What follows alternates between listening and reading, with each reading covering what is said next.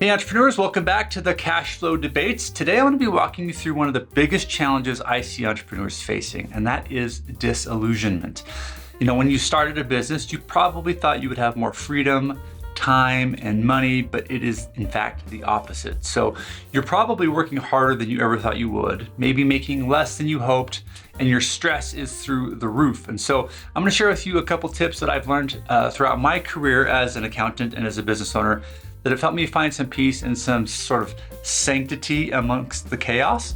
And I hope this brings you some courage to continue working your business and giving it your very best. All right, let's get into it. Hey everyone, my name is Eddy Hood. I'm one of the partners here at Ignite Spot Outsourced Accounting, and you are listening to the Cash Flow Debates. This is our weekly podcast that we do. Sometimes it's with me and my partners, sometimes it's just myself. And today it's just myself because I wanted to share with you something very personal. I started my business, Ignite Spot Accounting, in 2008. And at that time, I was very excited, very young, and very energetic. It was a long time ago. But what I found is that running a business isn't exactly what you think it's going to be. And I want to point out that there is going to be some disillusionment. And if you've been doing this for any amount of time, like I mentioned in the intro, you're probably paying yourself less than you thought you would. You are probably working way more hours than you ever imagined, and your stress is through the roof. And I want to sort of figure out why that happens. Well, as a business owner, there are some psychological things taking place in your life. First of all, everything you see is an investment for growth. And I've seen this time and time again, where we think, you know what, I'm going to just put lots of money in now, lots of time in now, and eventually one day it's going to pay off down the road. That's probably the case as long as you have a good business model, but the truth is the business is never going to demand less of you. It's always going to demand equal to what it is now or more, unless you can really make some sort of constraints and boundaries around it. But what I see is that most entrepreneurs are not willing to make those constraints because they feel like if they do, they're constraining the business. They believe that the business must have their skill, their attention, and their authority if they're going to be a growing company. And so you don't constrain the business, you don't put any boundaries around your time and any sort of respect between you and all that's going on. And it just begins to consume more and more of your personal life. And this happens in small incremental steps. And what happens over time is that after years of doing this, you don't realize you're being completely devoured by your business. It is consuming your relationships, your finances, your emotional health, your physical health. And so I want to prevent that for you today. One of my favorite books to reference on the Cash Flow Debates is The Psychology of Money by Morgan Housel. He says that the highest form of wealth is the ability to wake up every morning and say, I can do whatever I want today. Now that's what you hoped would happen when you started your business, that eventually you would get to a point where you could just wake up and go, I can do whatever I want today. But for most entrepreneurs, that's probably not the case. Instead, you're waking up to hundreds, if not thousands of emails from customers and suppliers and transportation services and insurance companies and so on. When you have a day job, you have one boss. And when you become a business owner, you turn that one boss into hundreds of bosses because every customer is a boss and you need to keep that person happy. And so it's a real sort of discouraging moment when you wake up and you realize this isn't what I thought it was going to be. This is worse than I hoped it would be. But I want to sort of paint a picture for you that it is possible to have what Morgan is talking about, where you can wake up in the morning eventually and say, what do I want to do with my time and my effort today? Now, to do that, the first step as a business owner is you need to make a clear decision about what you need in life. Most entrepreneurs are in the game of business and they love to win. And for those people, it's never going to be any different. You're just going to wake up and hustle, and try and grow. And if that's what brings you fulfillment, then good on you. You should continue to do that. But most of us are going to get tired of that eventually. And we're going to wonder, at what point do I start to enjoy all of this? At what point do I start to go to Paris with my wife, or, do I read a book, or do I just have an hour to myself to think clearly? That is something that can be quite coveted if you're a business owner.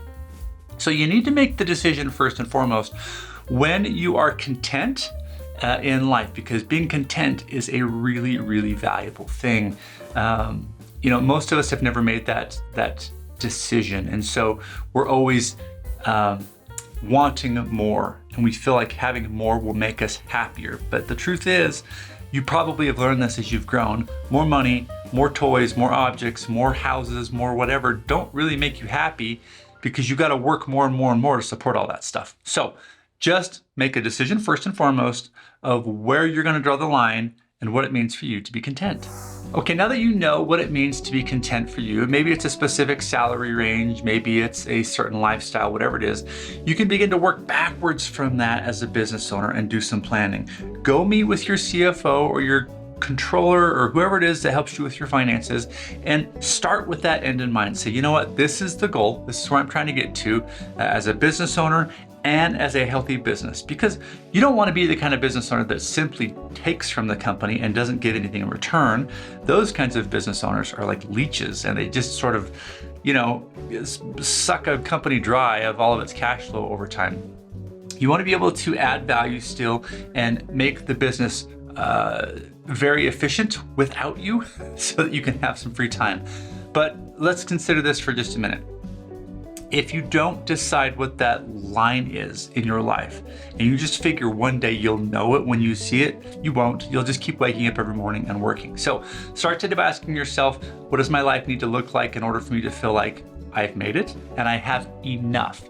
And that's the hard part for entrepreneurs, is deciding what enough means, because we are wired by reading all of these entrepreneur magazines where we see people making billion-dollar exits in their company, and they're growing from $0 in revenue to $20 million in a year. And so we think, my goodness, I have to do that. How do I do that? And all we care about is being as good as the people in the magazines.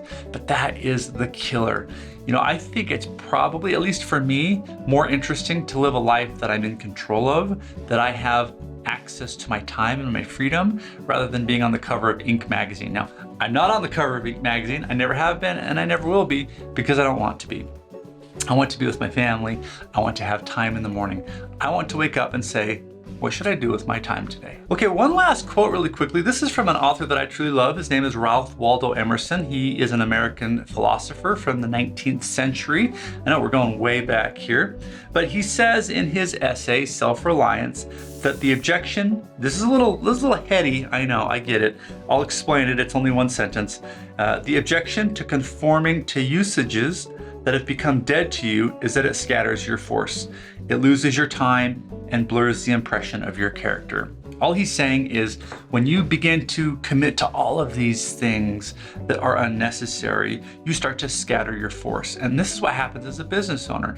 You wear, instead of one hat, you wear 18 hats, because you're the HR person, and you're the sales and marketing person, and you're the inventory guy, and you're the whatever, right? There's just so much to do in your business. And I'm here to tell you that if you don't become aware of all of the hats you're wearing and start to feel the weight of them, you're never going to stop adding. You're just going to keep adding hats, because that's how you're wired as a business owner. You think you have to do everything. You think you're the only one capable of doing it well, and you think you can't afford other intelligent people to help you grow your business. Those are all lies. In fact, if you were to let go of the reins a little bit and work with your accounting team to begin planning a way to hire and scale your business, you could remove those hats over time and find your freedom. But I like how Emerson says that if you don't do this, you're scattering your force.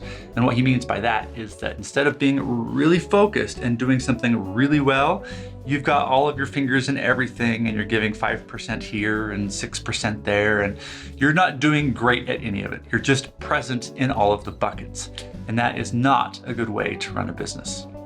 So my call to you today is this: to stop for just a minute before you rush out the door and consider if you are happy as a business owner. Is the business giving you a good return on your investment? Not just in terms of finances or wealth, but in terms of your time, your emotional energy, and your freedom as a human being. Do you feel like you're getting what you should out of this business, and that you're giving back to it in an appropriate way? That's really important, because sometimes we are very inappropriate with what we give to the business or what we take from the business. It needs to be fair, right? But it also needs to honor and support the life you're trying to live. Hey, if you found this week's episode of the Cash Flow Debates helpful and you're interested in getting more financially connected to your business, one thing that we do at IgniteSpot is offer a free 30-minute QuickBooks review. It's kind of like taking your car to the mechanic and they do that sort of 18-point inspection to see if the tires are inflated, the oil filters are clean, and they go through the whole car to make sure that it is working well. So we do the same for your QuickBooks file. Simply go to ignitespot.com. Up in the top header there, you'll see a button that says how to get a free QuickBooks file review. Click on that, you'll be able to access our calendars and set up a meeting with us. We will jump in and give you our time and attention without any cost to you whatsoever. If you are not interested in that and you're simply here trying to find a way to be more profitable as a business owner, that's what this podcast is about. Our goal is to help you each day wake up and make your business profitable, not just in terms of wealth, but also in terms of freedom and just joy, right? It needs to bring some joy into your life and into the lives of your staff and your customers. All right, thank you for watching and listening this week. And until next week, stay profitable.